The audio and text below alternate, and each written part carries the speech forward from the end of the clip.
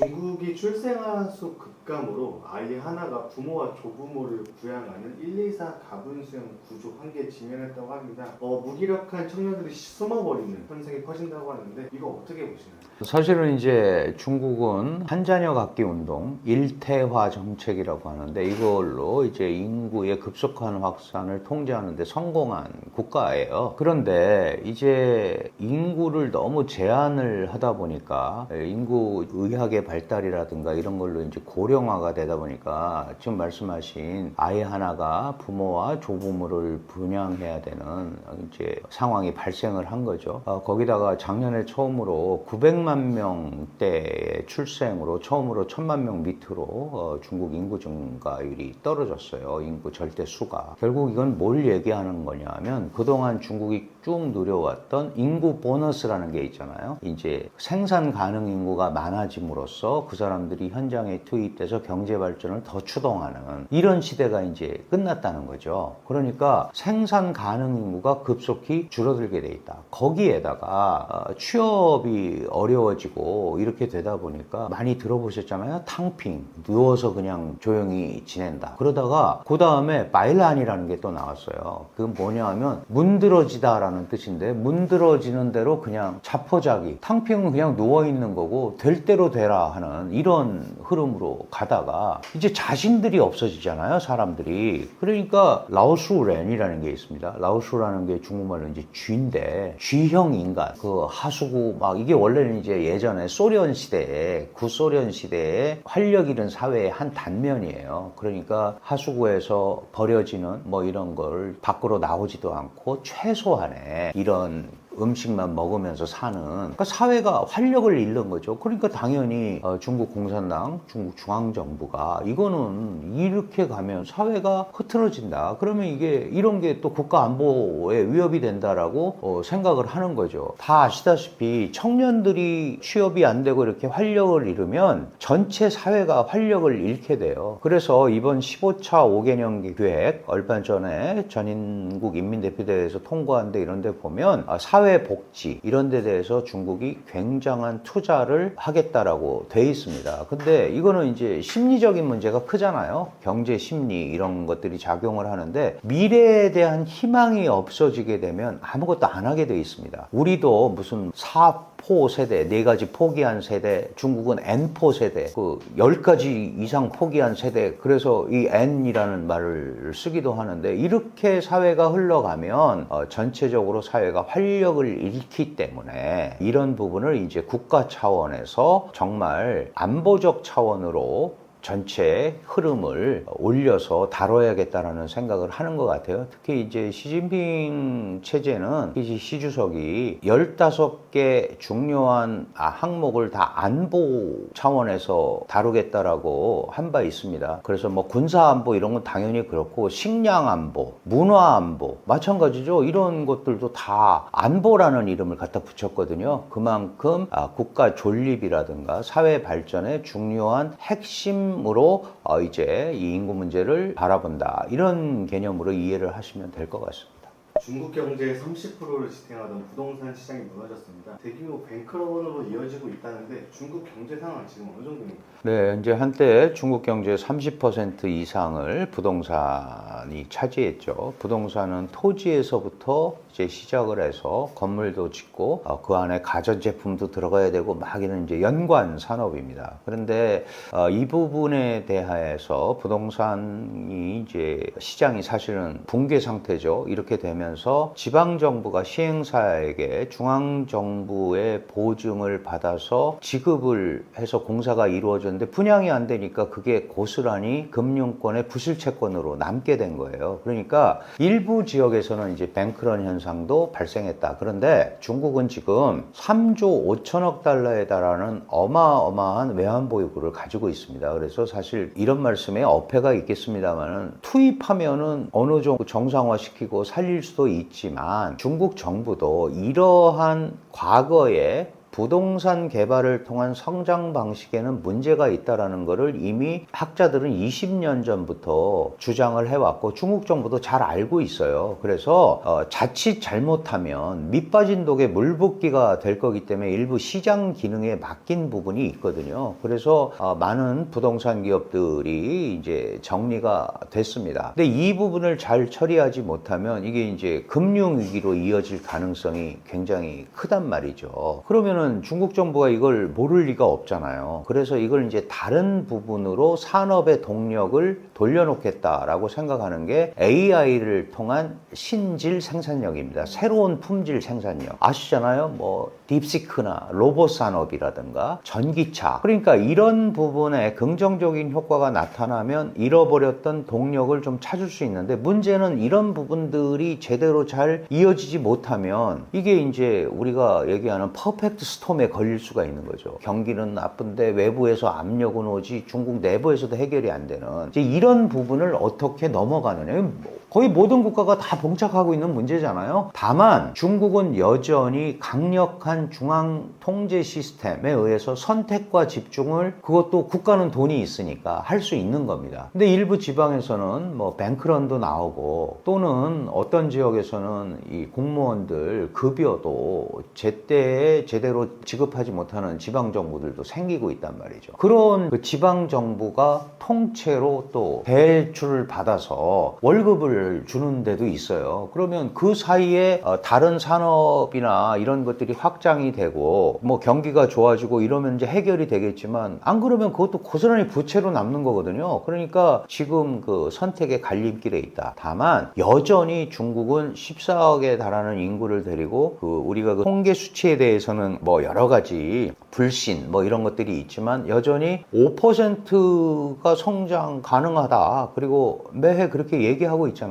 그러면 이머징 마켓이라는 것은 분명해 보인다. 그러면 이제 중국 정부가 얘기하듯이 정말 어렵지만 내수 시장이 조금 살아난다면 얼마든지 반전을 할 수가 있는데 문제는 뭐냐면 이 AI라든가 새로운 신질 생산력이라는 게 기본적으로 초기 단계에서는 고용을 동반하지 않은 성장이 될 가능성이 굉장히 많거든요. 그럼 이제 중국의 저 수많은 인구가 취업이 돼야 되는데 이제 그런 부분에 대해서는 분명히 어려움을 겪고 있고 그런 현상들이 지금 진행이 되고 있다. 그리고 중국 경제도 굉장히 어렵습니다. 미국도 마찬가지고 한국도 마찬가지지만 다만 AI 분야나 이런 거는 선택과 집중으로 정부나 국가가 강력히 미니까 그런 것들은 우상향으로 발전하고 있죠. 그럼 상대적으로 그런 재화나 이런 자산이 투입되지 않는 부분은 또 아래로 이렇게 내려오는 하락하는 그러니까 K자형 성장이라고 많이 들어보셨을 거예요. 한쪽은 올라가고 한쪽은 내려오고 이 양극화의 새로운 현상이 또 나타날 수 있거든요. 이런 것들을 정부가 어떻게 잘 처리하느냐. 그래서 그걸 통해서 또 얼어붙은 경제 심리를 어떻게 회복시켜 주느냐. 이런 게 지금 중국 그 미래의 경제 발전의 핵심 요인이 아닌가 이렇게 생각을 합니다. 지금 중국의 AI나 첨단 산업 육성이 오히려 청년 일자리 감소와 실업으로 이어지고 있는 역설이 되고 있는 건가요? 초기 단계에서는 그렇게 판단이 되는데요. 중국이 내수 시장을 AI 기반의 내수 시장을 개척하겠다라고 한 거는 AI로 인해서 생기고 파생되는 다양한 산업을 내수화하겠다라는 뜻이거든요. 화장품 시장이 커지고 여행 시장이 커지고 이런 차원의 문제가 아니고 구조적으로 AI 시대에 AI라는 산업을 발전시켜서 거기에서 파생되는 산업 구조를 정착화시키고 그거를 통해서 고용을 동반한 성장을 이루겠다라는 게 이제 중국의 의도인데 지금 AI는 일단 과학기술 위주로 가고 있고 청년들도 AI 쪽의 청년들은 나름대로 국가 주도형 산업에 투입이 되고 있어요. 그러니까 그런 부분은 되고 있는데 그렇지 않은 사람들이 문제인 거죠. 그러면 이제 이런 부분들을 빨리 다양한 형태로 이 소위 AI 우리 산업 생태계에 흡수시키는 구조를 만들어야 되는데 1차적인 한계가 나오는 거죠. 예를 들어서 우리도 똑같잖아요. 로봇이 대체하면 그 사람들은 뭐 하지? 이런 거죠. 키오스크에서 다 주문하면 그러면은 사실은 필요가 없잖아요. 안에서 이제 조리도 로봇이 하게 되면 어떻게 하지? 이제 이런 문제가 생기지 않습니까? 중국에서 3년 후에 내 일자리는 이런 유튜브가 막 돌아다니잖아요. 아마 없어질 거다. 내가 지금 하는 거. 그러면 그런 부분도 다른 형태의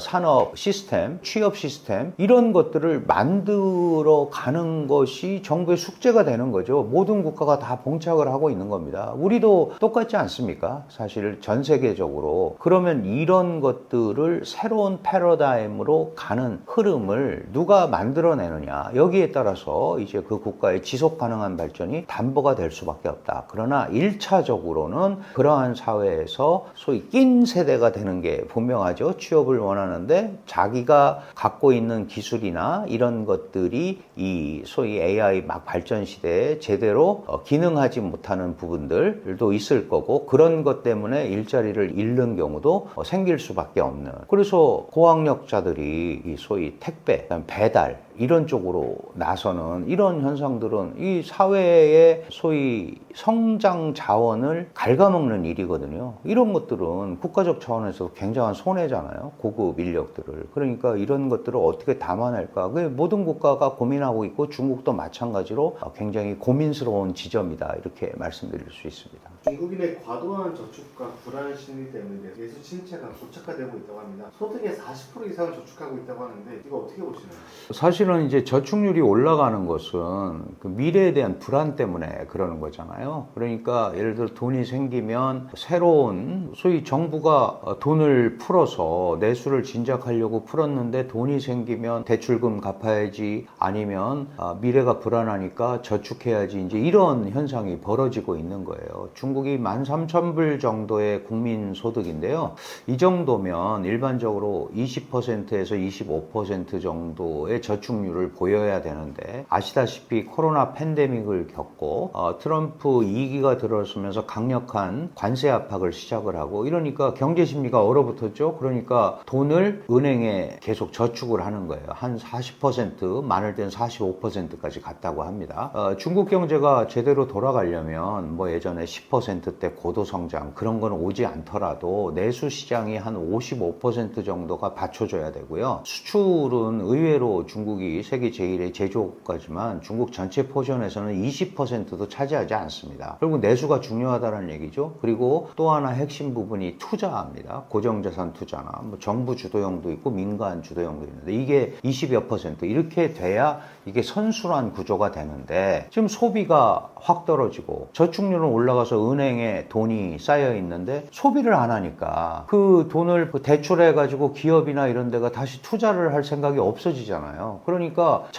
돈은 있는데 돈이 쓰이지를 않는 거예요. 이걸 유동성 위기라고 하잖아요. 정부는 풀었는데 돈이 잠식돼 있는 이 구조가 지금까지 이어지고 있습니다. 특히 코로나 팬데믹 이후에 중국이 리오프닝이라고 해서 내수 확대 더 크게 경제를 제대로 개선하겠다라고 얘기를 했음에도 불구하고 그 후유증에서 벗어나지 못하고 있는 데다가 트럼프 대통령의 소위 관세 정책이 압박적으로 지속이 됐고 특히 중국도 석유 원유를 50% 정도 수입하거든요. 중동에서 38에서 뭐 45 통계마다 다릅니다만은 그 다음에 베네수엘라에서도 그 몇 퍼센트 10% 이하지만 하는데 이런 게 막히면 결국은 더 비싼 돈으로 샀어야 되고요. 그거는 제조 원가에 그대로 반영이 된단 말이죠. 그러면 이제 국제 경쟁도 떨어지고 이런 전반적인 흐름에서 좋지 않은 그런 상황에 있는 건 분명합니다. 그럼에도 불구하고 러시아산 원유가 이 미국의 약간의 제재 완화와 더불어서 중국에 또 많이 가고 있거든요. 이제 그래서 그런 부분은 그 생각한 것보다 중국이 타격을 많이 받았지만 생각보다 뭐 많은 분들이 이거는 중국을 직접적으로 타격하기 위해서 베네수엘라나 이란을 공격한 거다. 그렇게 직접적인 메커니즘은 사실은 그건 부차적인 그 결과였지 그거를 계산을 당연히 했겠지만 1차적인 목표는 따로 있거든요. 그래서 전체적으로 보면 만약에 이 정도 상태에서 전쟁이 종식이 되고 그런다면은 상대적으로 중국에 대한 영향력, 파장 그거는 원래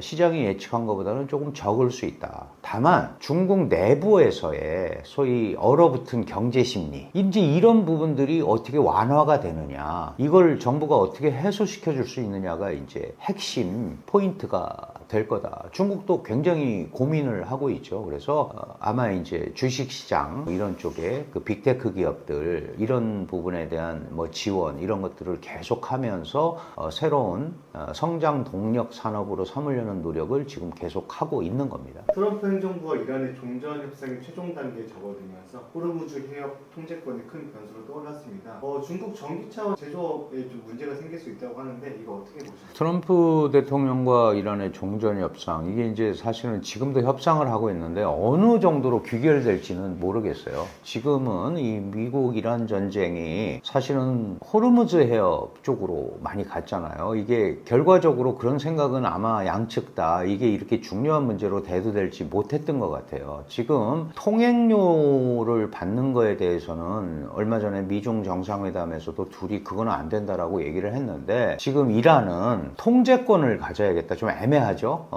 그리고 통행료 받는 거는 서비스 비용이다 그러는데 통행료 받기는 쉽지 않을 겁니다. 그럼에도 불구하고 통제권이라는 건 뭐냐 하면 우리한테 신고하고 가고 나가라. 물론 이게 이란만 호르무즈 해협을 혼자 관리하는 게 아니고 맞은편에 있는 오만이라는 나라도 있잖아요. 그러면 이제 이게 서로 협의도 하고 해서 해야 되는데 오만은 약간 부정적이죠. 이 자연수로니까 원래대로 다니게 놔두자. 근데 이란은 이런 거라도 해야 향후에 미국과 얘기를 할 수 있는 근거가 되니까 이 통제권을 강조를 하고 있습니다. 이제 뭐 핵도 마찬가지고, 원래 트럼프 대통령은 이란이 핵을 못 갖게 하겠다라는 것 때문에 전쟁을 일으켰으니까 그게 이제 목표니까 그거와 호르무즈 해협에 대한 통제권 문제, 이 부분이 이제 해결이 되면 종전이 될 텐데, 사실은 트럼프 대통령이 생각한 거는 바로 이 두 가지입니다. 하나는 이란 핵을 제거함으로써 중동 지역의 핵 통제권을 완전히 이스라엘하고 맹방이니까 갖고, 또 하나는 석유 에너지 질서 구조, 그죠? 그 미국이 주재하는 에너지 질서 구조를 고착화하고 싶어 하는 거죠. 그런데 이게 두 개가 다 지금 위험에 처해 있는 겁니다. 해결이 안 되고. 중국은 사실은 상대적으로 태양광이라든가 이런 부분에 대한 여타 보조 시설들이 있어요. 그런데 중국도 에너지가 항상 부족한 나라잖아요. 물론 석탄이 있습니다만은 중국의 석탄은 또 고품위가 아니에요. 질이 낮은데 그래서 석유를 수입을 해서 이제 움직이고 있는데, 이 호르무즈 해협이나 이런 데가 계속 저렇게 봉쇄가 되고 통과에 어려움을 겪으면 지금 중국의 전기차가 항구에다 쌓여 있다는 거 아닙니까? 그러면 그거는 당연히 압박으로 작용을 할 수밖에 없고, 전체적인 중국의 전기차 제조업 공급망에도 문제가 생길 수밖에 없기 때문에 중국도 어떤 형태로든 간에 해협이 뚫리고 다녀야 돼요. 호르무즈 해협이 계속 문제가 생기면 중국도 그쪽에서 40% 내외의 원유를 수입을 하는데, 그게 호르무즈 해협을 거치거나 바벨 반다이브 거기를 거쳐가지고 말레카 해협을 거쳐서 남중국해로 들어오는 거거든요. 말레카 해협은 또 미국이 통제하고 있잖아요. 그러면 이게 넘어가야 될 때가 많은 거죠. 그러니까 국제수로의 자유항행 원칙에 대해서 중국도 미국과 뜻을 같이 하고 찬성을 한 거거든요. 그러니까 어떤 형태로든 간에 해결이 돼야 되는데, 중국 입장에서는 미국 편을 들어서 이란과의 중재에 나섰을 때 나한테 남는 게 뭘까? 이건 미국 좋은 일만 시켜주는 거 아닌가? 라는 전략적 판단을 할 수밖에 없잖아요. 그래서 그렇게 적극적으로 나서서 하기는 굉장히 어렵다. 그러니까 미국과 이란 간의 협상을 지켜보면서 이제 국제주의 원칙에 따른 자유항행이라든가 이런 부분에 대해서는 일정한 역할을 중국도 하려고 할 겁니다. 특히 2021년에 이란과 25년짜리 전략협정을 맺었어요. 그리고 약 4천억 불을 투자하기로 돼 있기 때문에 종전이 되면 또 중국의 이란에 대한 소위 영향력 이런 것들은 더 커질 수밖에 없죠. 지금도 크지만, 게다가 이란은 종전한다고 해서 반미를 안 할 건 아니잖아요. 중동 지역의 대표적인 1대1로의 거점 국가로서 반미 성향을 갖고 있는 국가니까 중국한테는 굉장히 중요한 파트너지 않습니까? 그래서 미국의 편을 들어서 이란을 소위 중재하고 이러기보다는 이런 상황을 관리하면서 접근을 하는 그런 모습을 취할 거다. 저는 그렇게 판단을 합니다. 트럼프 대통령이 이란과의 종전 협상 최종 단계를 예고했으나 또 다시 이란은 해협 독점 관건을 고집하고 있습니다. 이 막판 기싸움 어떻게 보시고 또 중국의 속내는 무엇일까요? 네, 기본적으로 이제 미국과 이란 간의 그 종전 협상, 뭐 파키스탄의 중재도 있고 여러 가지가 있습니다만은 서로 생각이 좀 많이 다르죠. 미국은 사실은 이란의 신정 체제를 붕괴시키는 레짐 체인지를 목표로 전쟁을 시작을 했는데 개전 첫날 약 40여 명의 최고 지도부를 몰살시켰음에도 불구하고 이란의 저항이 지금까지 이어져 오고 있습니다. 그러는 사이에 호르무즈 해협 통제권이 중요한 핵심 의제로 부각이 됐고 미국은 최근에 들어서는 뭐 레짐 체인지는 될 수 있는 상황이 아니니까 이란이 핵을 못 갖게 하겠다라는 아직 핵 무기도 아니잖아요. 그 약 440kg의 군사용으로 사용이 가능한 60% 농축 고농축 우라늄 사실 핵무기급으로 가려면 한 90%로 농축이 돼야 되는데 이거가 이제 핵심 문제로 계속 트럼프 대통령이 강조를 하고 있는 거고 이란 같은 경우는 호르무즈 통제를 해봤더니 이게 굉장히 좋은 카드더라. 이제 미국을 압박하는 물론 이제 미국이 또 역봉쇄를 했죠. 그래서 지금 그게 이어져 오고 있는데 향후에도 그 호르무즈 해협 통제권이 가장 유효하다라는 거를 이란이 알고 있는 이 사실을 계속 고집할 가능성이 굉장히 큽니다. 그런데 만약에 이란이 일개 특정 국가가 자연수로인 해협을 통제하는 거는 그거는 국제해양법, 유엔 해양법 관례에도 맞지도 않고 그러는 순간 아마 공적이 될 거예요. 거기에다가 통행료까지 받는다? 이제 파나마 운하나 수에즈 운하는 인공적으로 건설한 거잖아요. 우리 민자 고속도로 건설하고 터널 뚫으면 통행료 받듯이 그런 거는 이해가 되지만 이건 자연수로지 않습니까? 그러니까 이게 이란이 이거를 고집을 하면 아마 전 세계에 공적이 될 거다. 지금은 미국하고 이러지만 정말 연합 세력에 의해서 이란이 어려움을 겪을 수도 있기 때문에 그렇게 하면은 안 될 것 같아요. 그런 의미에서 중국도 아니 자연수로니까 그건 자유통항이 보장이 돼야 된다라는 얘기를 당연히 하는 겁니다. 자기들도 거기에서 나와야 되니까 석유가 원유가 호르무즈 해협을 통해서 나와야 되기 때문에 이제 미국과 국제주의 원칙에 대해서는 이제 보조를 맞췄는데 말씀드렸다시피 중국은 내가 미국을 전폭적으로 도와서 중동 정국의 안정에 기여를 했을 때 과연 이 부분이 나한테 유리한 게 무엇인가를 고민할 수밖에 없죠. 이게 미국 좋은 일만 시켜주는 거 아닌가라고 생각을 할 수가 있기 때문에 중국은 미국, 이란 간의 소위 종전이라든가 지금 60일 하고 나서 핵 문제는 본격적으로 또 얘기하겠다라는 게 트럼프 대통령의 기본 생각이기 때문에 아직 시간이 있거든요. 그래서 미리 나서서 움직이지는 않을 거예요. 그런데 23일부터 25일까지 파키스탄의 샤리프 총리가 또 지금 중국을 방문합니다.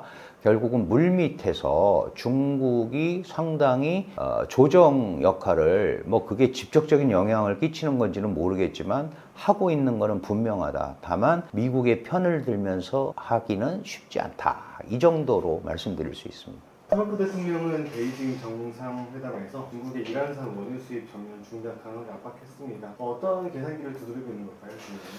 네, 사실은 중국에게 이란산 원유 수입 전면 중단 이거는 봉쇄를 통해서 못하게 하겠다는 건데 사실은 미국이 강제할 상황은 아니죠. 그러면서 뒷말을 잘 들어야 되는데 미국에 석유 많다. 우리 거 샀어라. LNG도 우리 거 써라. 알래스카도 개발할 거다. 이런 얘기를 계속 한단 말이에요. 그러니까 이제 이중적 성격을 갖고 있는 거고 다만 중동 사태가 이렇게 오래 가게 되면 그리고 얼마 전에는 뭐 자국 유조선도 그게 겨냥해서 쏜 거는 아닌 것 같은데 그 유조선 공격하는 과정에서 중국 유조선도 피격을 받았어요. 근데 아시다시피 중동 지역은 중국에게 매우 중요한 지역입니다. 특히 페트로 달러 체제를 완전히 뒤집을 수는 없지만 석유 결제 자금을 원유 결제 자금을 위엔화로 하는 페트로 위엔 시스템이 잘 진행되고 있는 지역이거든요. 올 2월까지 중동 지역 원유의 약 30% 정도가 위엔화로 결제됐다는 통계가 있습니다. 그러니까 굉장한 성장을 한 거죠. 그래서 이란이 위엔화 결제하는 것만 놔두겠다. 그리고 중국과의 연대를 과시를 했는데 중국은 이란이 그렇게 나오는 거는 또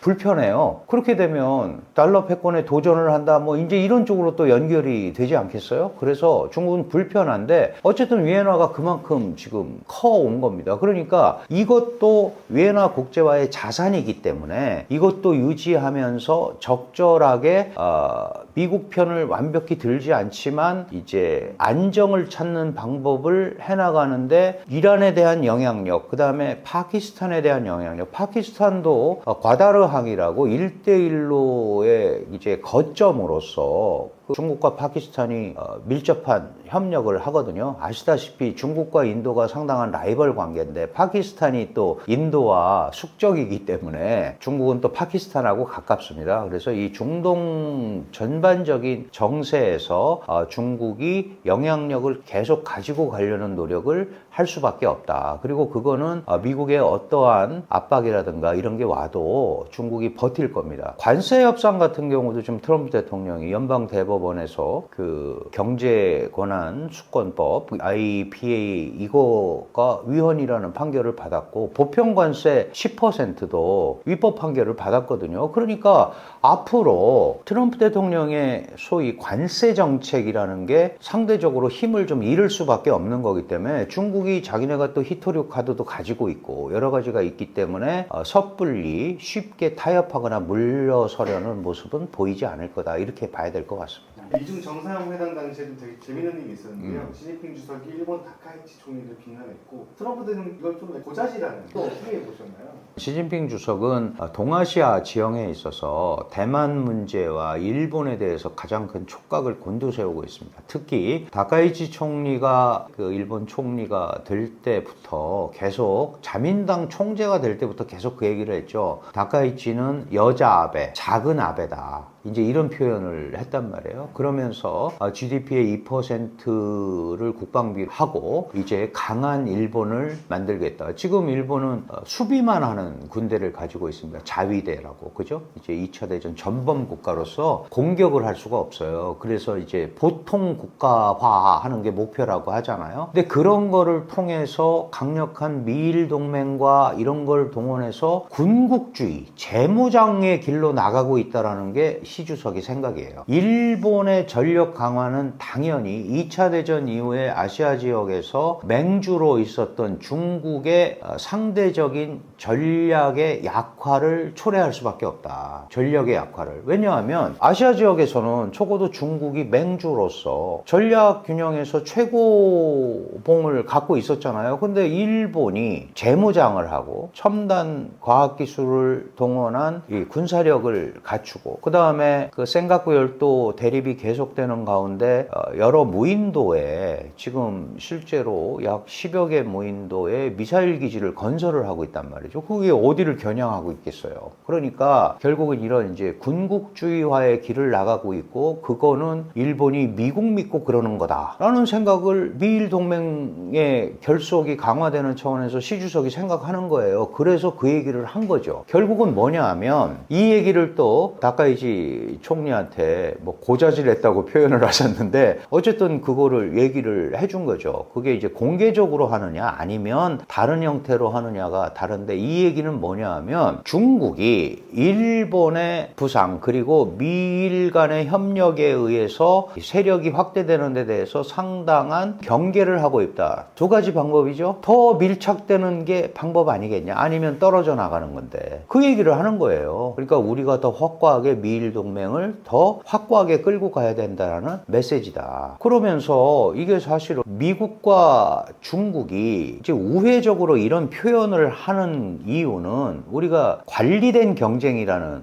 표현을 쓰잖아요. 경쟁을 하기는 하는데 선은 넘지 않는 경쟁을 해야 된다. 그런 차원에서 이렇게 레드라인을 주는 겁니다. 대만 문제 레드라인을 준 거잖아요. 그리고 미국이 지나치게 일본의 그 뒷배가 돼서 움직이면 이게 동아시아 전체의 안보 환경을 해칠 수 있다. 그런데 사실은 트럼프도 거래적 동맹 간의 실험을 대만에 대해서 했잖아요. 그러니까 굉장히 혼란한 상황인 거예요. 그러니까 이거는 누가 잘했다 못했다의 문제가 아니고 이런 혼란 상황이 계속 갈 거고 계속 미중 간의 갈등 요소로 자리 잡을 수밖에 없다. 그래서 대한민국이 그러면 이거 누구 눈치 보고 있다가 되는 게 아니니까 최소한의 북핵이나 북한 위협을 방어할 수 있는 억지적 자위력 갖고 있어야죠. 그래야 우리가 목소리를 낼 수 있습니다. 그러니까 자강, 강해져야 되잖아요. 기술 안보 당연히 중요하고 무엇보다도 자강, 군사적 안보가 핵심입니다. 제가 이런 프로에 나와서 가끔 말씀드리는 건데 안보는 죽고 사는 문제고 경제는 먹고 사는 문제다. 일단 살아야 뭐가 될 거 아니에요. 이제 그런 데 대한 방비가 이런 최근의 지정학적인 위기나 갈등을 보면서 더 우리가 심각하게 생각해야 되는 게 아닌가 그런 생각을 해보게 됩니다. 이런 격변하는 패권 싸움 속에서 한국 메모리 반도체와 제조업을 취해야 할 자세, 전략 무엇이라고 보십니까? 네, 저는 이제 한국이 세계적 중견 국가로서 분명히 자리매김을 했다고 생각을 합니다. 그리고 특정 분야에서는 국제사회가 부러워하는 강력한 제조 능력을 가지고 있습니다. 대표적으로 반도체, 그리고 미국이 매우 필요로 하는 조선산업 이런 게 있잖아요. 무슨 말씀을 드리고 싶냐면 한국이 세계적으로 인정받고 또 한국이 꼭 필요하다라는 생각이 들어야 되는 경제적으로는 경쟁력 있는 강력한 제조력을 몇 가지 더 갖고 있어야겠다. 우리가 사실은 뭐 이렇게 따져보면 상당히 많이 있습니다. 선박도 그렇고 지금 북극 항로 개발하는데 한국산 쇠빙선이 세계 최강이고요. LNG선, 천연가스, 액화천연가스 수송선도 한국계 세계 최고입니다. 그래서 계속 수주가 되잖아요. 방위산업도 잠수함이나 지금 뭐 이제 캐나다에서 수주전을 하고 있지만 강력한 경쟁력을 갖고 있는 거거든요. 이렇게 강력한 경쟁력을 뭐 초격차가 됐든 아니면 어떤 형태로든 경쟁력을 계속 유지하는 것이 대한민국을 각인시키고 세계적 국가에서 특별히 중견국으로서의 강력한 역할을 하는데 굉장히 도움이 될 거다라고 생각이 들고요. 미중 간의 소위 전략 경쟁, 갈등은 계속 될 수밖에 없습니다. 그러면 우리 같이 한반도에 가장 큰 영향을 끼치는 이 두 나라에서 자유로울 수 없거든요. 그렇다면 우리도 외교의 지평을 조금 다른 쪽으로 넓혀야 된다. 그게 이제 미국과 중국도 마찬가지지만 글로벌 사우스와의 연대를 강화하잖아요. 예전에 우리가 제3세계라고 불렀던 데인데 한국도 이 글로벌 사우스와의 관계 강화나 이런 걸 통해서 소위 그 룰 메이커가 되려는, 남이 만든 룰을 받아들이는 게 아니고 우리가 어떤 룰을 주도해가는, 한국은 그런 서사가 있습니다. 이 소위 한국 전쟁의 폐허에서 정말 힘들게 성장을 해서 특정 분야에서 세계 최강의 기술력을 가지고 있고 21세기 그 문화 아이콘으로 불리는 한류, 이런 거를 가지고 있잖아요. 그러면 서사가 되지 않습니까? 힘들게 왔고 경제 발전 이렇게 했고 이런 걸 가지고 국제사회를 나름대로 이끌고 갈 수 있는 의제를 개발하거나 이런 걸 통해서 룰 메이커가 되려는 노력, 이런 것들이 국가 차원에서 조금 더 냉정하고 심오하게 전략적으로 준비가 됐으면 좋겠다. 물론 이제 우리 국민들도 그런 의식을 가지고 해야겠죠. 이런 것들이 이루어진다면 이게 뭐 사실은 제조업 위기, 이거는 뭐 우리만 겪는 건 아니거든요. 다 있습니다. 그 삼성 가전이 중국에서 철수한다. 중국이 미워서 그러는 게 아니고 중국 가전 산업이 많이 올라왔잖아요. 그럼 다른 분야로 또 가야 되는 겁니다. 그래서 이게 특정 산업과 이렇게 연계도 되지만 전체적인 흐름에서는 한국이 주도하는 새로운 흐름 만들어야 되고요. 그 다음에 외교적으로도 룰 메이커가 되는 이런 흐름, 이런 것들을 대한민국 국가 전략의 핵심으로 이해하고 펼쳐나가야 되지 않나 이렇게 생각을 합니다. 대만이 자체 개발한 슝펑 미사일이 사거리 2,500km로 중국 샨사댐을 조준하고 있다는 분석을 봤습니다. 최대 1억 명까지 수장될 수 있다는 분석도 있었고요. 이 압도적인 전력의 중국이 대만 침공을 쉽게 결단하지 못하는 장벽이 있을까요?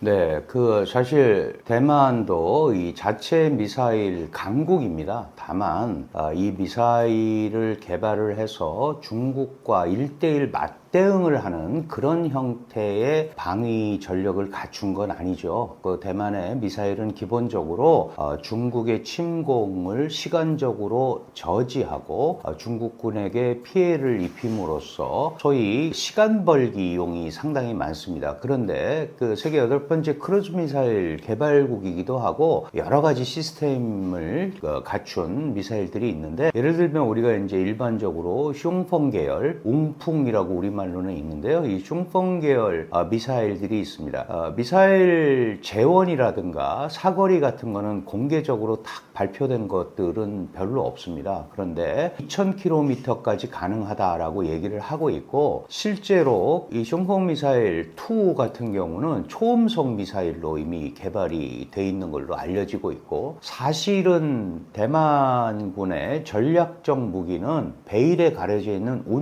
윈펑이라는 미사일 계열이 있어요. 그게 이제 전략 미사일로서, 지대지 미사일로서 아마도 중국 내륙 지역에 타격이 가능하지 않냐 이렇게 알려지고 있습니다. 어쨌든 만약에 중국의 대만 침공이 발생을 하면 일단은 저지를 하고 이런 저항을 하겠습니다만은 상당수의 미사일이 지금 중국 본토를 겨냥을 하고 있기 때문에 응사를 하면 중국도 상당한 피해가 불가피하다, 이렇게 이제 이게 일반적인 시각인데요. 산샤댐이라는 데는 산시아라고 우리가 부르는데, 이게 굉장히 큰 중국의 역대 아주 가장 큰 이 수자원 공사죠. 이 수자원을 가둬서 하는 아주 대형 토목 사업이었는데, 여기가 워낙 거대한 양자강 물줄기를 틀어막고 있는 상류에서부터 그런 거기 때문에, 만약에 이 부분이 폭파가 되면 최소한 5천만 명, 많게는 1억 명까지의 인명피해가 예상된다, 이런 이제 보고가 있습니다. 그런데 문제는 중국이 그거를 무서워서 대만을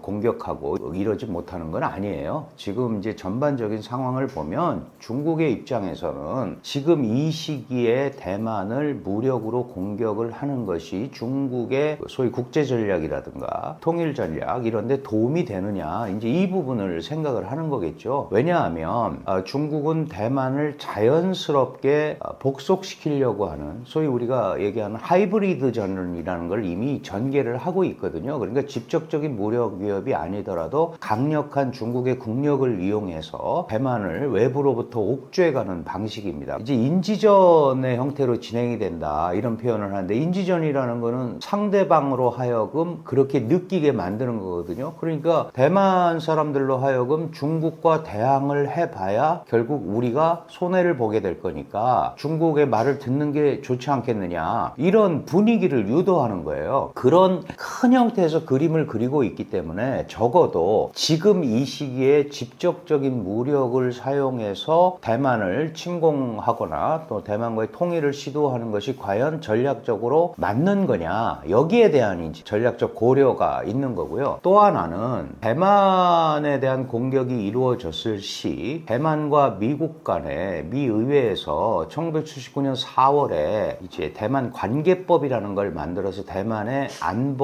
안전을 지원해 준다는 의회 법이 있습니다. 이걸 대만 관계법이라고 하는데, 여기에 의해서 미국이 대만을 도와줘야 될 상황이 생기죠. 그러면 결정적으로 중국의 대만 침공은 중미 간의 군사적 충돌로 이어질 수도 있습니다. 거기다가 작년 11월에 다카이치 일본 총리가 대만에서 유사 문제가 발생하면 일본의 유사로 간주하고 군사행동을 하겠다라고 얘기를 했잖아요. 그러면 이게 상당한 군사적 폭발력을 가지고 있기 때문에 그런 거를 고민을 한다면 지금은 사실은 결단을 해야 될 시기는 아니다. 2027년까지 대만 침공 준비를 마치라고 한 시작한 것이 2027년에 침공을 하거나 당장 침공을 하거나 이런 상황은 아니라는 거예요. 그런데 이제 뭐 우리가 이 언론이라든가 이런 데서는 중국이 저렇게 거대한 국가가 마음만 먹으면 할 수 있는 거 아니냐라는 생각을 하는데, 모든 국가는 또 상대방이 있는 거고 외교적인 국제 환경이 있는 거기 때문에 그런 전략적 고려를 하고 있다. 그리고 중국 입장에서는 싸우지 않고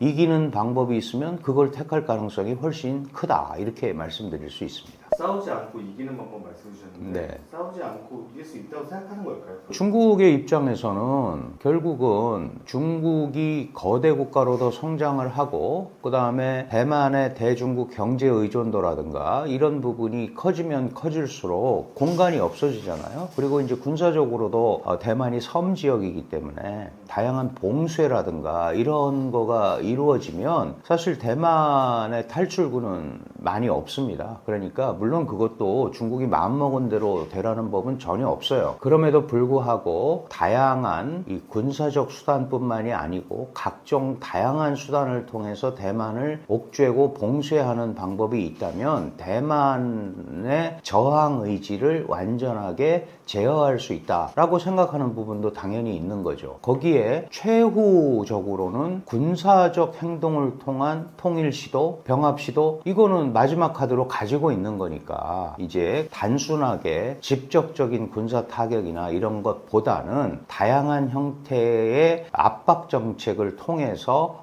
대만의 저항 의지를 꺾는 그런 쪽으로 지금은 방향을 잡고 있다, 이렇게 말씀드릴 수 있습니다. 주한미군의 역할이 중국 견제로 좀 넘어가고 있는 것 같은데요. 대만 유사시 한반도가 휩쓸릴 가능성 얼마나 되나요? 사실 주한미군은 한미는 동맹이죠. 그리고 그 상호 방위 협정에 의해서 주한미군이 한국에 주둔을 하고 있습니다. 우리는 당연히 이제 북핵 과 북한의 위협에 대한 1차적인 목표를 가지고 있는데, 한미 동맹 조약에 보면 그 북한 얘기보다도 원래 중국은 이 서태평양 지역의 안전에 주한미군의 역할을 더 많이 강조를 하고 있어요. 그것이 이제 최근에 중국의 부상과 더불어서 주한미군의 전략적 유연성, 그거는 꼭 한국한테만 그러는 건 아닙니다. 미국이 자국의 해외 전략 배치, 미군 자산을 유연하게 움직이는 그런 형태로 방향을, 특히 트럼프 행정부 들어서서는 1기 때부터 굉장히 심해졌거든요. 그러니까 주한미군의 존재가 우리는 북한이나 북핵으로부터의 위협을 제어하는 데 있지만, 미국은 지금 부상하는 중국의 바로 코앞에 주한미군이 있는 거잖아요. 그러니까 이 주한미군의 소위 활동 범위를 더 넓혀야 되는 거 아니냐, 북한에만 이렇게 초점을 맞추지 말고, 이런 생각을 갖고 있는 것 같습니다. 그래서 실제로 중국 견제라는 원래 갖고 있던 생각을 구현을 하고 있는 거죠. 이거는 한미일 삼각공조, 한미 동맹구조, 미일 동맹구조도 마찬가지입니다. 일본에는 지금 8개 미군 기지가 있습니다. 큰 기지가. 이 기지들도 기본적으로 미일 동맹의 가장 큰 핵심은 중국의 굴기, 부상을 억제하는 거거든요. 그러니까 한미일 삼각공조도 그런 식으로 중국이 보고 있어요. 그런데 아시다시피 이제 양안, 중국과 대만 간의 그 이수한 문제, 무력 충돌이라든가 이런 게 생기면 주한미군은 미국의 자산이잖아요. 그러니까 그 활동 범위 좀 확대해서 거기에 도와야 되는 거 아니냐라는 얘기가 나와 있죠. 이거는 사실 노무현 대통령 때부터 아주 오랫동안 얘기가 돼 왔던 거고, 근데 우리가 북한의 위협이 감소가 안 되고 있는 가운데 자칫 그런 일이 벌어지면 북한의 오판을 불러일으킬 수 있기 때문에 그렇게 쉽게 우리가 답을 못하고 있는 거죠. 지금도 마찬가지입니다. 다만 협력 체계, 정보라든가 이런 것들은 충분히 가능해야 되는 거고요. 그 다음에 또 하나는 이제 지상군, 지금 한국에 28,500명의 미군이 있는데 이 미군이 직접 투입되는 거를 원할 수도 있지 않겠어요? 그런데 이제 그런 부분은 금방 말씀드린 북한 김정은의 오판을 불러일으킬 수 있기 때문에 최대한 피해야 되는 건데, 아마도 그 수송이라든가 해군력 이런 걸 이용한 그런 도움 같은 거가 필요하다면 미국이 요구를 할 거고, 그건 주한미군이 미국에 전략자산이기 때문에 그런 부분에 대해서는 아마 한미가 협의를 해서 협력하는 방향 이렇게 갈 수 있다. 다만 전체적으로 주한미군 지상군이 투입된다거나 공군력이나 해군력을 직접적으로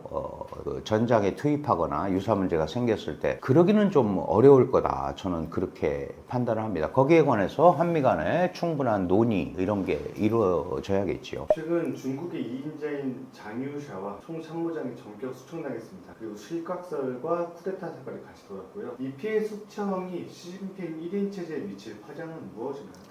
그 사실은 이제 정유시아가 뭐 중국의 2인자다. 굉장히 와전된 면이 있고요. 제가 여러 번 말씀을 드렸습니다만은 군부가 당정까지 다 장악을 하는 당정군 이런 시스템에서 그런 경우는 사회주의 체제에서는 사실 거의 불가능합니다. 그래서 제가 계속해서 그런 시스템은 구현되기가 어렵다고 했는데 많은 방송과 이런 데서 이 시진핑 실각설, 뭐 쿠데타설 이런 것들이 많이 나오는데요. 물론 문제가 없었다는 것은 전혀 아닙니다. 전혀 아니지만 군부의 2인자가 그것도 시진핑의 다 사람들이었어요. 시진핑이 2015년 12월 31일 군부 개편을 하고 전체 군부를 자신의 인맥으로 다 배치를 합니다. 이제 그런 상황에 장효샤도 올라왔었던 건데 어쨌든 여러 가지 이유로 이제 올해 1월 24일에 중국에서 공식 발표를 하죠. 엄중한 기율 위반 혐의로 조사 중이다. 그러면서 낙마를 하게 된 겁니다. 그러니까 또 이 정유샤를 추종하는 그룹이 뭐 쿠데타를 계획을 하고 있었다. 또는 저항을 했다. 그런 게 있는데 그거는 사실 쉽지 않은 일이고요. 그 장유샤가 사실은 이제 중국 군부가 그 전에 크게 두 개의 계파로 나눠져 있었는데 하나가 장유샤 같이 월남전 참전파의 그 소위 야전 세력들을 대표하는 그룹이 하나 있었고 또 하나가 시진핑 지금 현재 공산당 총석이 중국 국가주석 또 중앙군사위원회 주석이 대만을 마주보고 있는 후지엔성 복건성에서 17년간 근무를 했습니다. 그러니까 대만 해협을 마주보고 있었기 때문에 그 당시에 그 대만 해협의 군사적 문제를 책임지고 있었던 여러 그 군 장성들을 본인이 이 소위 베이징으로 올라오면서 최고 지도자가 되면서 대거 등용을 하죠. 군부에. 그 부분을 우리가 이제 대만 해협파, 대해방, 대만 해협방 그룹 이렇게 얘기를 합니다. 근데 이제 그 내부적으로 알력이 당연히 조금 있었을 것 같은데요. 문제는 대만 침공이라든가 무력 사용을 둘러싸고 문제가 발생한 것이 아니고 실질적으로는 중국의 미사일과 핵 이거를 관장하고 있는 로켓군 내부에서의 기밀 유출이라든가 부정부패 문제가 불거졌던 겁니다. 이제 이런 것 때문에 약간의 내부적인 투쟁이 발생을 했던 것 같고 당연히 정유시아 같은 소위 월남전 참전파들은 지금 대만 침공 시기가 아니다 라는 얘기를 했던 걸로 알려져 있고 상대적으로 대만 해협파 이쪽은 조금 더 적기로 보고 있는 게 아닌가 하는 이제 시각이 있었어요. 시각이 있었는데 양측의 수장이라고 할 수 있는 우선 대만 해협파의 수장이라고 할 수 있는 미아화가 낙마를 먼저 했고 그 다음에 정여시아까지 이제 낙마를 했기 때문에 지금은 중앙군사위원회 7인 가운데 시진핑과 장성민 지금 이제 원래 감찰을 맡고 있었다가 최근에 이제 중앙군사위원회 부주석이 된 장성민이라는 사람이 있습니다. 이 둘만 남아 있는 거거든요. 그러니까 아직 군부가 정리가 안 돼 있어요. 군부가 정리가 안 돼 있기 때문에 이제부터 본격적으로 새로운 시진핑의 군 인맥이 다시 포진을 할 거다. 그러니까 이게 이제 대만 해협파라든가 또 야전파 뭐 이런 거에 갈등 국면 이런 것들은 이제 더 이상 진행이 되기가 어려울 거다. 다만 이제 이런 걱정은 하죠. 그렇다면 결국은 시진핑이 자기 인맥으로 다시 군부를 재편하고 본인이 하고 싶은 대로 대만 문제를 처리한다면 약간 독단적인 경향으로 흘러갈 가능성이 있잖아요. 내부에서 이 통제나 이런 의견, 다른 의견을 얘기할 기제 자체가 사라지는 거니까 그 부분에 대해서는 걱정을 많이 하죠. 그러나 적어도 지금은 시진핑이 여전히 군권을 완벽하게 장악을 하고 있고, 이제 앞으로 새롭게 재편되는 중앙군사위원회를 통해서 계속 1인 지상에, 그러니까 시진핑 중심의 군부체제가 더 확고히 자리 잡을 수밖에 없다, 이렇게 말씀드릴 수 있습니다. 시진핑이 2027년까지 대만 침공 준비를 마칠 것을 지시했습니다. 하지만 전문가들은 대만은 그저 미국 견제용 카드로 남겨둘 것이라는 분석을 하기도 했고요. 어떻게 보시나요? 2027년까지 침공 준비를 마치라는 것은 언제든지 대만을 침공할 준비를 마치라는 거잖아요. 그러니까 그게 2027년에 침공한다는 뜻은 아닙니다. 그렇게 뭐 볼 수도 있죠. 마침 또 2027년이 혹시 시진핑 주석이 사연임을 시도한다면 21차 공산당 대표대회가 열리는 전리품으로, 그 시기에 전리품으로 쓸 수 있고, 또 인민해방군 창건 100주년, 그 시주석은 중국의 꿈과 더불어서 그 안에 중요한 포인트 중에 하나가 강군의 꿈이거든요. 미국과 어깨를 나란히 한 강력한 군사력. 그러니까 이거의 상징으로 대만에 대한 통일 시도를 할 수 있다, 이렇게 이제 얘기를 하는 겁니다. 그러니까 그거는 이제 전략적 선택을 하기 나름인데, 문제는 보셔서 아시지만 러시아의 우크라이나 침공, 그 다음에 미국의 이란 공습 침공, 이게 사실은 생각하는 것처럼 군사력이 강력하다고 해서 금방 해결되는 게 절대 아닙니다. 우리가 그런 얘기 많이 하죠. 전투에서는 이겨도 전쟁에서 이기는 거하고는 별개다. 뭐 이란의 80%를 다 무력화시켰다고 하는데도 사실은 끝나지 않고 있잖아요. 지금 이 시간에도 종전협상이 진행이 되고 있고, 전체적인 틀로 보면 트럼프 대통령이 많이 양보한 형태로 나타나고 있고, 그렇다면 원래 왜 2015년에 그 포괄적 핵협정을 이란과 맺었는데 그거를 일방적으로 탈퇴를 했냐, 그러면 이 전쟁 왜 한 거냐, 이런 문제가 생긴단 말이죠. 마찬가지로 만약에 대만을 복속하고 통합하기 위한 이런 시도를 했다가 그게 잘못되면 오히려 제가 지금 말씀드린 시 주석의 사연임이나 전리품에 혹시 쓰려고 했다면 그거는 결정적인 마이너스 요소가 있잖아요. 그렇다면 지금 이 대목에서 굳이 그거를 할 필요가 없다. 요번에 미중 정상회담 에서 시 주석이 또 강력하게 얘기를 하지 않았습니까? 대만 문제를 잘못 처리하면 미중 관계가 충돌로 갈 수도 있다. 마지노선이라는 걸 분명히 얘기했기 때문에 양측 다 그 문제에 대해서 한 발씩 더 나가서 발언하고 행동하는 것은 굉장히 꺼리는 거예요. 관리하겠다라는 거죠. 그렇다면 지금은 이 미중 양국이 모두 대만을 카드로 쓰는 것이 더 적절해 보이지 않나, 이렇게 보는 겁니다. 그래서 당장 물론 뭐 앞으로 5년, 10년 있다 어떤 일이 벌어질지는 모르겠지만 지금 이 순간은 전략적으로 서로가 더 깊게 여기에 연루되거나 이런 것들은 조금 거리를 두는 그런 상황이다. 여전히 카드적 효용성이 더 큰 거 아니냐, 이렇게 볼 수 있는 거죠. 대만은 이제 한국의 방산 군수 산업을 극찬하면서 기술 협력까지 타진하고 있습니다. 이 방산이 취해야 할 어떤 자세나 전략 어떻게 보시나요?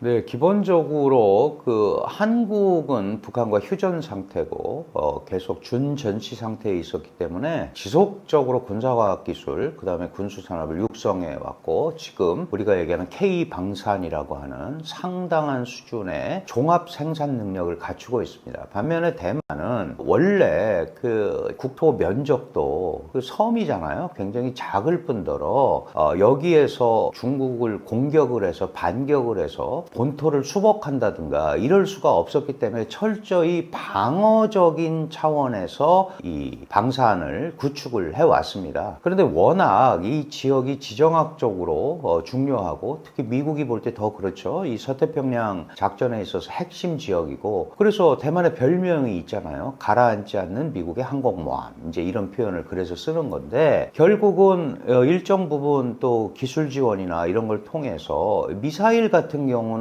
상당한 체계를 갖추었다라고 우리가 얘기를 할 수 있습니다. 그런데 이 미사일은 중국과 1대1로 대응하는 수준의 미사일 전력은 아니고요. 소위 일부 연해 지역, 또는 내륙 앞쪽에 이런 데를 맞대응을 하면서 상륙 작전이라든가 이런 것들을 저지시키는 시간을 버는 이런 쪽으로 방위 산업을 발전을 시켜 왔습니다. 물론 뭐 정보 시스템이라든가 대만도 IT가 아주 강점인 그런 지역이기 때문에 나름대로 이 정보 통신 뭐 이런 데서는 상당한 수준을 구비하고 있죠. 그러나 직접적인 군사력은 중국의 상대가 되지 않죠. 저항 능력은 있지만 그런데다가 워낙 거대한 중국을 상대해야 되기 때문에 혼자서 하기가 굉장히 어렵죠. 방위도 섬이라는 지역 때문에 물자가 외부에서 다 들어와야지 뭐 다른 나라도 마찬가지지만 외부에서 들어와야 되는데 중국의 봉쇄 작전이라든가 이런 거가 문제가 되면 물자의 수급도 굉장히 어려운 그런 지역이거든요. 그래서 방위 산업 같은 경우도 발전의 방식이 어떻게 돼 있냐 하면 여러 나라의 원자재, 여러 나라의 기술을 종합을 해서 뭘 만들어내야 자신들과 관계를 맺고 있는 나라들이 많아지잖아요. 그러니까 중국은 대만의 국제 고립 정책을 실시를 하고 있고 대만은 그걸 피해서 여러 나라와 관계를 맺는 이런 흐름을 가지고 가고 있습니다. 잠수함을 2023년에 진수를 시켰고 중간에 여러 가지 어려움이 있었지만 어쨌든 자체 개발한 잠수함을 진수를 시켰고 지금 작년에는 어뢰 발사까지 성공을 해서 상당히 전력화에 성공한 걸로 판단이 됩니다. 근데 이 잠수함 같은 경우도 보면 뭐 미국산이 한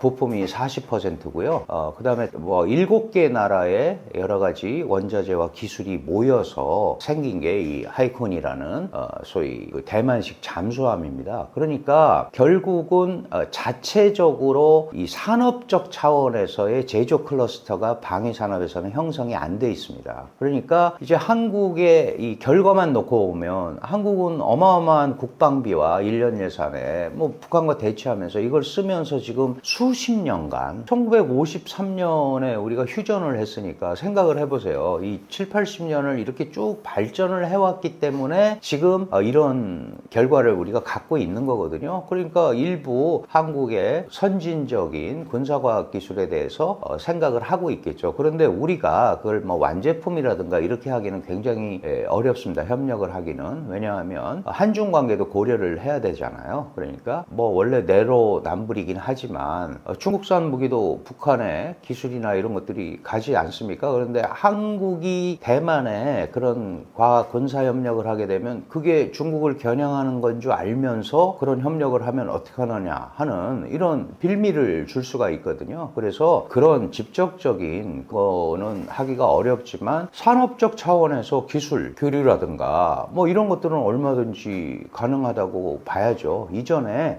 잠수함 개발할 때도 한국의 해군 퇴역 아마 중령인가 그러셨는데 그또 이제 여러 가지 법률적 문제에 휘말린 적이 있습니다. 우리 뭐 군사적 이런 것들을 대만으로 가지고 간 게 아니냐. 그리고 대만에서 이중 스파이에 대한 뭐 그런 이제 결과적으로는 어떨지 모르겠습니다만은 그런 명목도 생기고 그래서 굉장히 한대만 군사 협력이 약간 어려워졌는데 최근에 이제 한국의 군사과학 기술 특히 빠른 인도 시기 예를 들어서 우리가 폴란드의 전차 자주포 이런 거 뭐 2, 3년 안에 바로 공급을 하잖아요. 그런데 지금 미국산 무기를 쓰는데 부지 하세월입니다. 7, 8년이 지났는데도 원래 인도하기로 한 무기들이 안 오고 있거든요. 그러니까 그런 것들로 빠르게 자체 방위 능력을 키워야 되는데 그런 면에 대해서는 한국이 굉장히 좋은 파트너가 될 수 있다는 게 대만의 생각인 것 같아요. 근데 우리는 우리 나름대로 고려를 또 하면서 산업적 차원에서 할 수 있는 것들은 당연히 하는 게 맞다라고 저는 생각을 합니다. 사거리가 2,500km가 된다는 대만의 슌펑 미사일 활용한 타격 시뮬레이션이 있었습니다. 대만이 유지하고 있는 방어 전략이 엄청나다고 하는데 실체는 어떻다고 보시나요? 네, 대만의 그 미사일 전력은 기본적으로 공격용이라기보다는 방어용 전략입니다. 중국 중국군의 상륙 작전이라든가 중국군의 그 대만 공격에 대해서 상당한 타격을 입힘으로써 시간을 좀 벌어서 그 사이에 미국이라든가 일본의 도움을 받는 이런 형태의 큰 구도를 가지고 있기 때문에 방어용 흐름인데, 지금 그 슝펑 미사일도 사거리가 한 2000km 정도 나가는 걸로 돼 있고, 전략 미사일이 또 있습니다. 초음속 전략 미사일이 윈펑이라는 구루 문자를 쓰는 운풍이라는 미사일이 있는데, 이거는 아직 재원이나 사거리가 공식적으로 공개되지는 않았어요. 그러니까 이런 것들을 자체 방어 수단으로 가지고 있다라는 거죠. 그리고 그거는 유사시에는 공격용 무기가 될 수가 있다. 미사일을 상당히 많이 보유하고 있기 때문에 베이징이나 상하이나 산샤 이런 삼엽댐 이런 데 대해서 지금 겨냥이 돼 있다라고 봐야 될 것 같아요. 그렇다면 대만이 중국의 침공을 완전히 격퇴하고 승리를 하고 이러기는 어렵지만, 상당 부분 중국도 소위 피해를 감수해야 된다. 고슴도치 전략이죠. 그냥은 안 물러난다라는 이런 소위 군사력 을 가지고 있다. 그러나 그게 맞대응하는 군사력이라기보다는 방어적 군사력이고, 대만이 가지고 있는 소위 군사과학기술의 정도도 일정 부분은 그 수준을 유지하고 있기 때문에 중국도 타격이 불가피한 그런 상황으로 판단이 된다. 이렇게 말씀드릴 수 있습니다. 대만의 안보 방패 역할을 하고 있습니다. 카드로 쓰기도 하고요. 좀 모호한 지대로 남겨두기도 하고요. 협상 칩으로만 흔드는 진짜 이유가 있을까요? TSMC는 전 세계 파운드리의 80%를 장악을 하고 있습니다. 대만이 TSMC가 한 50% 후반대, 또 대만의 UMC라는 파운드리 회사가 있는데요. 둘이 합쳐서 거의 한 80%를 장악을 하고 있는데, 미국이 설계한, 특히 엔비디아가 설계한 최고성능 칩을 제조할 수 있는 데가 없잖아요. TSMC밖에. 이 TSMC가 갖고 있는 가치는 이게 대만에 있다, 중국을 겨냥한다 이런 게 아니고 산업의 쌀이잖아요. 이 부분이 없으면 전 세계 AI라든가 이런 데가 상당한 문제가 생길 수밖에 없습니다. 미국의 최첨단 과학기술도 마찬가지고, 그래서 이게 국제 공공재로서의 역할을 하는 겁니다. 이게 미국이 어떻게 한다고 해서 되는 게 아니고 중국이 어떻게 한다고 해서 되는 게 아니에요. 중국이 만약에 TSMC에 문제가 생기면 공적이 되는 거죠. 국제 공적이. 그리고 사실 TSMC가 자신들이 얘기하는 그 2나노 급의 그 소위 GPU를 구동하려면 한국에 HBM이 또 꼭 있어야 되는 거거든요. 삼성과 SK 하이닉스에 이게 얽히고 설켜 있는 겁니다. 그래서 그런 부분을 그냥 카드로 쓰면서 하기는 굉장히 어렵다. 중동 이란 전쟁에서도 보시지만 자기네끼리 불문율이 있거든요. 석유 시설은 폭격하지 않습니다. 전 세계적인 재앙이 되는 거기 때문에 어느 누구도 거기에 대해서 동의를 할 수가 없는 거거든요. 그러니까 이 반도체가 국제 공공재로서의 역할을 하는데, 그래서 이제 방패 산업이라고 불리는 거고, 실제로 대만은 군사력이 지키는 게 아니고 국방력이 지키는 게 아니고 반도체가 지킨다, TSMC가 지킨다는 말이 그래서 나오는 거거든요. 이 부분에 대해서는 중국도 아쉬운 부분이 있고 미국도 아쉬운 부분이 있기 때문에 이런 형태로 협상 칩이라고 하기도 어려워요. 이거는 그 국제 공공재로서의 기본적인 잠정적인 합의라고 그럴까요? 이런 거를 서로 갖고 있으면서 다른 부분을 가지고, 이번에도 나왔습니다만 트럼프 대통령이 그런 얘기 하잖아요. 대만에 대한 무기 판매를 협상칩으로 쓰겠다. 근데 그것도 사실은 그 한 지역의 안전을 그런 식으로 얘기하는 거는 사실 맞지 않는 겁니다. 이게 이제 우리가 거래적 동맹관이라는 표현을 쓰는데, 모든 걸 거래 비용으로 판단을 하고 그게 급기야 동맹까지 가는 거잖아요. 그러니까 미국도 그런 거를 가지고 칩으로 이렇게 쓰게 되면 그 문제가 상당히 생길 수밖에 없죠. 그런 의미에서 이게 이제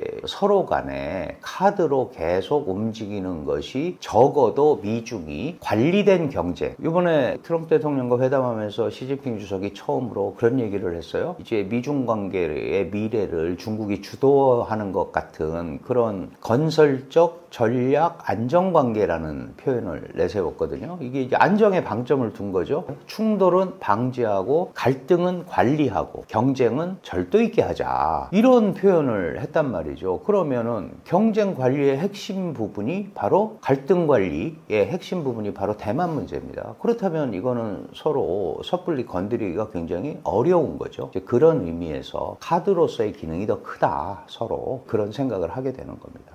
이번 미중 정상회담에서 트럼프와 시진핑은 반도체 히토류 대만 문제를 다뤘습니다. 어떤 얘기가 오갔을까요? 그리고 대만 문제는 어떻게 얘기가 나왔을까요? 네, 사실 이번 미중 정상회담은 서로가 생각하는 게 달랐죠. 그래서 협상의 폭이라든가 당초에 그 테이블에 앉을 때부터 서로 원하는 게 달랐기 때문에 입장 차가 많이 있었습니다. 특히 미국 같은 경우는 이란전의 수렁에 빠져서 굉장히 어려웠기 때문에 배두라든가 보잉기 이런 실물적인 경제적 성과에 좀 집착을 한 것 같고요. 중국도 미국의 그 전략자산 수출 금지에 의해서 중국으로 들어가기가 어려운 반도체, 물론 이제 레거시 반도체는 아닙니다. 약간 고사양 반도체라든가 AI 설계 소프트웨어 이런 것들에 대한 제재가 계속되고 있었죠. 그래서 그 부분을 좀 풀고 싶어 한 것 같아요. 트럼프 대통령은 만약에 이란전을 잘 마치고 갔었으면 아마 관세 전쟁 2라운드를 시작을 하면서 소위 히토류라든가 이런 거를 강조를 했을 거예요. 안정적 수입을. 근데 그런 것들이 지금 공동성명이나 합의문이나 공동 기자회견도 없었기 때문에 어떤 정도로 이루어졌는지 전혀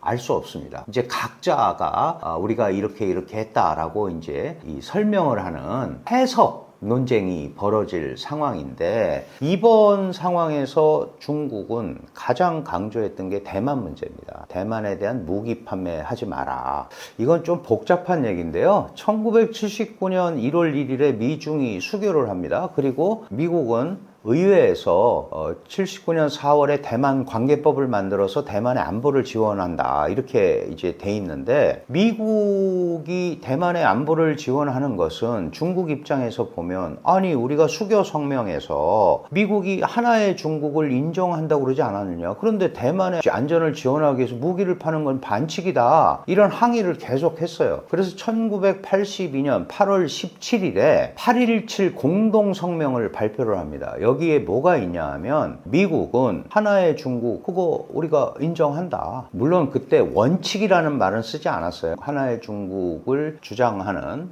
중국의 입장을 인정하고 그 다음에 최근 수년 그러니까 79년에 수교했잖아요. 그리고 82년까지는 한 3, 4년 지난 거 아닙니까? 최근 수년간의 대만 무기 판매의 수준을 줄이겠다. 이게 8.17 선언이에요. 공동성명입니다. 그럼 대만 입장에서는 아니 우리한테 판다 그러고 그렇게 줄인다 그러면 어떻게 하느냐. 그래서 그 레이건 행정부 시절이거든요. 당시 조지 슐츠가 미국 국무장관인데 조지 슐츠 미국 국무장관이 구두로 대만 측에 6개 항 보증을 해줍니다. 그 6개 항 보증에 뭐 여러 가지가 있지만 이제 핵심은 뭐냐 하면 중국은 중국이 주장하는 대만의 주권, 그러니까 대만의 주권이 없고 중국에 대만은 속한다라는 중국의 주장을 인정하지 않고 대대만 무기 판매를 줄인다고 그랬잖아요. 8.17 공동성명에서. 그거 계속 팔 거고 그리고 그거에 대해서 중국 측과 상의하지 않겠다라는 거가 비밀 문서로 조지 슐츠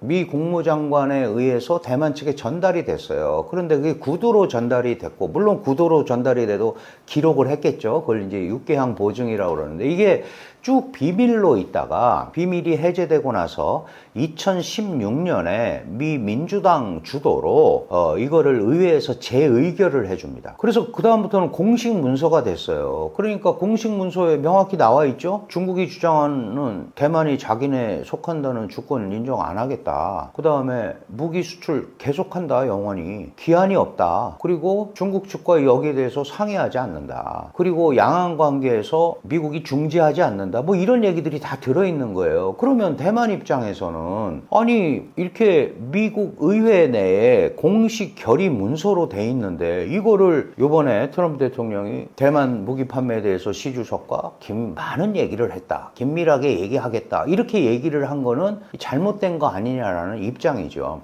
미국도 당연히 대대만 전략이 있고 양안 전략이 있기 때문에 말은 트럼프 대통령이 그렇게 했지만 그게 쉽게 바꾸기는 어렵습니다. 이거는 이제 의회에서 결의를 한 거기 때문에 아마도 제가 판단할 때는 시 주석이 9월에 미국을 지금 방문하기로 돼 있잖아요. 9월 24일 날. 여러 가지 문제가 생길 수도 있지만 어쨌든 그때 가게 되면 미국도 이 대대만 무기 판매를 카드로 쓸 가능성이 많이 있죠. 근데 한간에는 미국이 대만을 버렸다 막 이런 얘기가 나오는데 저는 양자적 측면이 있다고 봅니다. 하나는 중국에게 우리가 대만 문제를 당신들이 심각하게 생각하니까 우리도 더 심사숙고하겠다라는 뜻으로 비춰질 수도 있고, 또 하나는 대만이 지금 여소야대 국회에서 라이칭더 총통 행정부가 내놓은 약 400억 달러의 국방 예산안을 통과를 안 시키고 있다가 250억 달러로 축소해가지고 얼마 전에 통과를 시켰어요. 그러니까 트럼프 대통령 입장에서는 미국과 협력하려면 우리 무기도 사고 자꾸 의외 리스크를 가지고 이렇게 질질 끌면 미국은 대만이 스스로 지킬 의지가 있는지를 의심할 수밖에 없다라고 하면서 대만에 대한 우회적 압박도 하는 거거든요. 그러니까 거래적인 차원에서 양측을 트럼프 대통령은 다 지금 압박을 하는, 한측에는 뭐 압박이라기보다도 협조하는 모습을 보면서 대만에도 무기 판매를 당신들이 받아들이면 미국과 호흡을 맞추면 우리가 더 협력을 강화할 수 있다라는 이런 그 당근과 채찍을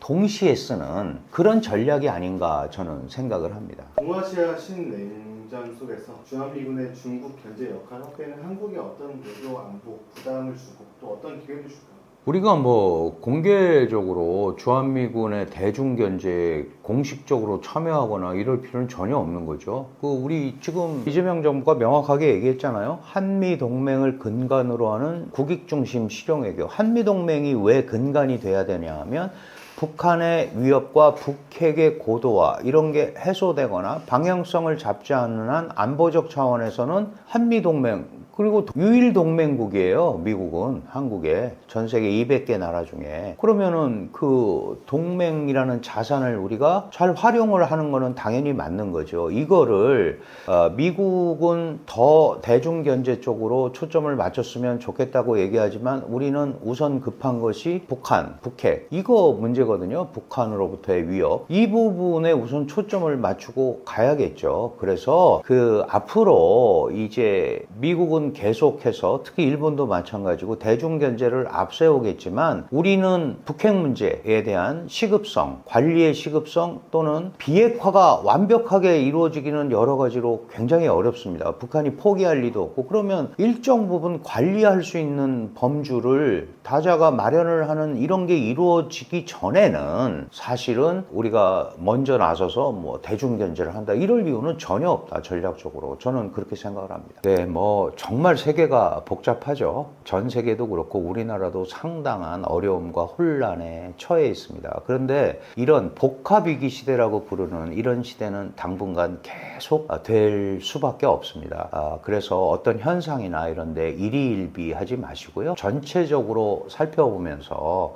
내가 고민한다 뭐 되겠어 이런 게 아니고 그런 공감대들이 확산이 돼야 국가정책도 힘을 받고요. 또 본인 스스로도 어떤 특정한 목표의식을 가지고 전진할 수 있으니까 꾸준하게 국제 문제라든가 이런 데도 좀 관심을 가지시고 관조하는 그런 자세를 가지시면 좋겠다 그런 생각이 듭니다.